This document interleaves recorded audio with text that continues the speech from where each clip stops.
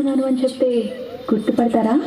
రాజమహేంద్రవరంలో ప్రతి నీటి బిందువుని నేనే అని చెబితే గుర్తుపడతారా? నేను మీ గోదావరిని.